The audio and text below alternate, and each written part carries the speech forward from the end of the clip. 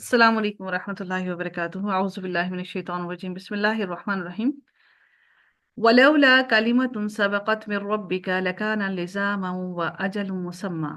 اللہ تعالیٰ ارشاد فرماتے ہیں کہ اگر تیرے رب کی بات پہلے ہی سے مقرر شدہ اور وقت معین کرتا نہ ہوتا تو اسی وقت عذاب آ جاتا۔ چونکہ اللہ تعالیٰ نے یہ ساری باتیں لوح محفوظ کے اندر لکھ رکھی ہیں، اس وجہ سے عذاب ابھی تک آیا نہیں۔ ادروائز جو انسان نے گناہ کر رکھے ہیں تو اللہ تعالیٰ اپنے وعدے کے خلاف نہیں کرتا، اس لیے اللہ تعالیٰ نے جب وہ وقت مقرر کر رکھا ہے تو اللہ تعالیٰ اس وقت سے پہلے قیامت کو نہیں لائے گا، نہ اس میں جلدی ہوگی نہ اس میں تاخیر ہوگی۔ پھر اللہ تعالیٰ ارشاد فرماتے ہیں فَاصْبِرْ عَلَىٰ مَا يَقُولُونَ وَسَبِّحْ بِحَمْدِ رَبِّكَ قَبْلَ طُلُوعِ الشَّمْسِ وَقَبْلَ غُرُوبِهَا۔ پھر اللہ تعالیٰ یہ ارشاد فرماتے ہیں بس ان کی باتوں پر صبر کر اور اپنے پروردگار کی تسبیح اور تعریف بیان کرتا رہے سورج نکلنے سے پہلے اور اس کے ڈوبنے سے پہلے، یعنی سورج نکلنے سے پہلے اور اس کے ڈوبنے سے پہلے، رات کے مختلف وقتوں میں بھی اور دن کے حصوں میں بھی تسبیح کرتا رہے۔ اب بعض مفسرین اس سے مراد لیتے ہیں کہ تسبیح سے مراد نماز ہے، اور وہ اس سے 5 نمازیں مراد لیتے ہیں۔ طلوع شمس سے مراد اس سے قبل جو ہے فجر، اور غروب سے قبل عصر کی نماز ہے، اور رات کی گھڑیوں میں مغرب اور عشاء ہے، اور اطراف النہار سے مراد ظہر کی نماز ہے، کیونکہ ظہر کا وقت یہ نہار الاول کا وقت ہوتا ہے، یعنی کہ نصف نہار کا اول وقت ہوتا ہے۔ اور بعض کے نزدیکی اوقات میں ویسے ہی اللہ تعالیٰ کی تسبیح اور اللہ تعالیٰ کی حمد و ثنا بیان کرنی چاہیے، جس میں نماز، تلاوت، ذکر اور اذکار اور دعائیں بھی یاد رکھیے گا کہ دعا کرنا بھی اللہ تعالیٰ کا ذکر کرنے میں ہی شامل ہے، اور یہ بھی عبادت ہے۔ کوئی یہ نہ سمجھے کہ ہم دعا کر رہے ہیں تو یہ عبادت نہیں ہے، بلکہ وہ بھی عبادت کا ایک حصہ ہے۔ ہر وقت ہر لمحہ اپنی اولاد کو، اپنے گھر والوں کو، اپنے اہل و عیال کو دعاؤں میں لازمی یاد رکھیے۔ پھر اللہ تعالیٰ پھر ارشاد فرماتے ہیں کہ رات کے مختلف وقتوں میں بھی اور دن کے حصوں میں بھی تسبیح کرتا رہے، بہت ممکن ہے کہ تو راضی ہو جائے، یعنی بہت ممکن ہے کہ تو راضی ہو جائے۔ اس سے متعلق کیا ہے کہ یعنی ان اوقات میں تسبیح کریں یہ امید رکھتے ہوئے کہ اللہ تعالیٰ کے ہاں وہ اللہ تعالیٰ اس کی اس تسبیح کا مقام ضرور بڑھائے گا، اس تسبیح کرنے کی وجہ سے رب کائنات اس کا مقام اعلیٰ کرے گا۔ اللہ تعالیٰ نے اسی لیے فرمایا لعلک ترضی، کہ بہت ممکن ہے کہ تو راضی ہو جائے۔ پھر اللہ تعالیٰ ارشاد فرماتے ہیں وَلَا تَمُدَّنَّ عَيْنَيْكَ إِلَىٰ مَا مَتَّعْنَا بِهِ أَزْوَاجًا مِّنْهُمْ زَهْرَةَ الْحَيَاةِ الدُّنْيَا، اور اپنی نگاہیں ہرگز ان چیزوں کی طرف نہ دوڑانا جو ہم نے ان میں سے مختلف لوگوں کو آرائش دنیا کے لیے دے رکھی ہیں۔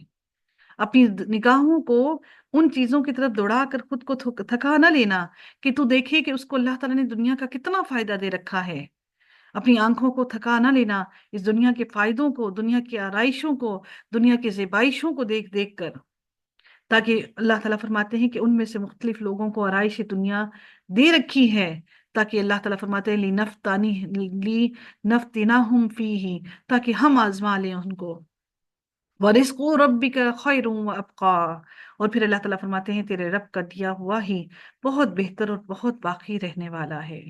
وَرِزْقُ رَبِّكَ خَيْرٌ وَأَبْقَىٰ، کہ تیرے رب کا جو دیا ہوا ہے وہ بہت بہتر اور وہ باقی رہنے والا ہے۔ جو اللہ نے تجھے دے دیا اس پر راضی ہو جا، اور جو آخرت میں اللہ تعالیٰ تجھے دے گا وہ ہمیشگی کا ہے۔ حدیث میں آتا ہے کہ حضرت عمر فاروق رضی اللہ تعالیٰ عنہ نبی کریم صلی اللہ علیہ وآلہ وسلم کی خدمت میں حاضر ہوئے، دیکھا کہ آپ ایک چٹائی پر لیٹے ہوئے ہیں، اور وہ بے سر و سامانی کا یہ عالم کہ گھر میں چمڑے کی 2 چیزوں کے علاوہ اور کچھ نہیں۔ حضرت عمر فاروق کی رضی اللہ تعالیٰ عنہ کی آنکھوں میں بے اختیار آنسو آ گئے۔ نبی کریم سے پوچھا نبی کریم نے پوچھا عمر کیا بات ہے، روتے کیوں ہو؟ انہوں نے جواب دیا کیسر و کسرا کس طرح آرام اور راحت کی زندگی گزار رہے ہیں، اور آپ کا باوجود اس بات کے کہ افضل خلق ہیں، اللہ تعالیٰ نے آپ کو اس امت پر افضل بنایا ہے، یہ حال ہے۔ اب نبی کریم صلی اللہ علیہ وآلہ وسلم نے فرمایا عمر کیا تم اب تک شک میں ہو؟ یہ وہ لوگ ہیں جن کو ان کے آرام کی چیزیں دنیا میں ہی دے رکھی ہیں، یعنی آخرت میں ان کا کچھ حصہ نہیں ہوگا۔ اگر اللہ تعالیٰ نے زندگی میں کچھ کمی دی ہے تو یقین رکھیے کہ اللہ تعالیٰ آخرت میں بہت کچھ عطا کرنے والا ہے۔ اللہ تعالیٰ پھر ارشاد فرماتے ہیں اگلی آیت کے اندر کہ وَأْمُرْ أَهْلَكَ بِالصَّلَاةِ وَاصْطَبِرْ عَلَيْهَا، اپنے گھرانے کے لوگوں پر نماز کی تاکید رکھ اور خود بھی اس پر جمع رہ۔ ہم تجھ سے روزی نہیں مانگتے بلکہ ہم تجھے خود روزی دیتے ہیں۔ اللہ تعالیٰ نے ہم سے کچھ نہیں مانگا۔ اللہ تعالیٰ نے فرمایا کہ اپنے اہل والوں کی بھی نماز کی طرف بلا اور تو اس پر جمع بھی رہ، وَاصْطَبِرْ، اور جمع رہے اس پر، نماز پڑھنے پر۔ لا نسألک رزقا، ہم تجھ سے رزق کا سوال نہیں کرتے، رزق تو ہم تجھے دیتے ہیں۔ والعاقبۃ للتقوی، اور پھر اللہ تعالیٰ فرماتے ہیں آخر میں بول بالا صرف اسی کا ہوگا جو تقوی اختیار کرے گا۔ وقالوا لولا یأتینا بآیات من ربہ، انہوں نے کہا کہ یہ نبی ہمارے پاس اپنے پروردگار کی طرف سے کوئی نشانی کیوں نہیں لایا۔ یہ لوگ کیا کہنے لگے کہ نبی ہمارے پاس کوئی نشانی کیوں نہیں لایا، جس طرح سے انہوں نے نشانی مانگی سمود والوں نے اونٹنی کی اور اللہ تعالیٰ نے ان کو نشانی دکھائی، تو یہ نبی کوئی نشانی ایسی کیوں نہیں لایا تک کہ ہم اپنی آنکھوں سے دیکھیں۔ اولم تأتیہم بینۃ ما فی الصحف الاولی، کہ اس سے پہلے کیا کہ اللہ تعالیٰ فرماتے کیا ان کے پاس اگلی کتابوں کی واضح دلیل نہیں پہنچی، کیا اس وقت ان کو نشانیاں نہیں دکھائی گئیں؟ اب پھر سے یہ نشانیاں مانگتے ہیں، ان سے مراد تورات اور انجیل اور زبور وغیرہ ہیں، یعنی نبی اکرم صلی اللہ علیہ وآلہ وسلم کی صفات ان تمام کتابوں میں موجود تھیں۔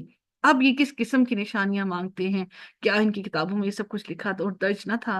وَلَوْ أَنَّا أَهْلَكْنَاهُمْ بِعَذَابٍ مِّن قَبْلِهِ لَقَالُوا رَبَّنَا لَوْلَا أَرْسَلْتَ إِلَيْنَا رَسُولًا، پھر اللہ تعالیٰ فرماتے ہیں اور اگر ہم اس سے پہلے ہی انہیں عذاب سے ہلاک کر دیتے تو یقیناً یہ کہہ اٹھتے کہ اے ہمارے پروردگار، تو نے ہمارے پاس اپنا رسول کیوں نہ بھیجا۔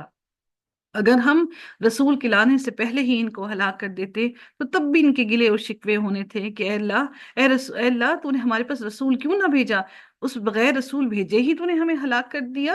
فَنَتَّبِعَ آيَاتِكَ مِن قَبْلِ أَن نَّذِلَّ وَنَخْزَىٰ، پھر اللہ تعالیٰ ارشاد فرماتے ہیں کہ یقیناً یہ کہہ اٹھتے کہ اے ہمارے پروردگار تو نے ہمارے پاس اپنا رسول کیوں نہ بھیجا کہ ہم تیری آیتوں کی تابعداری کرتے، ہم تو تابعداری کرنے والے تھے اس سے پہلے کہ ہم ذلیل و رسوا ہوتے۔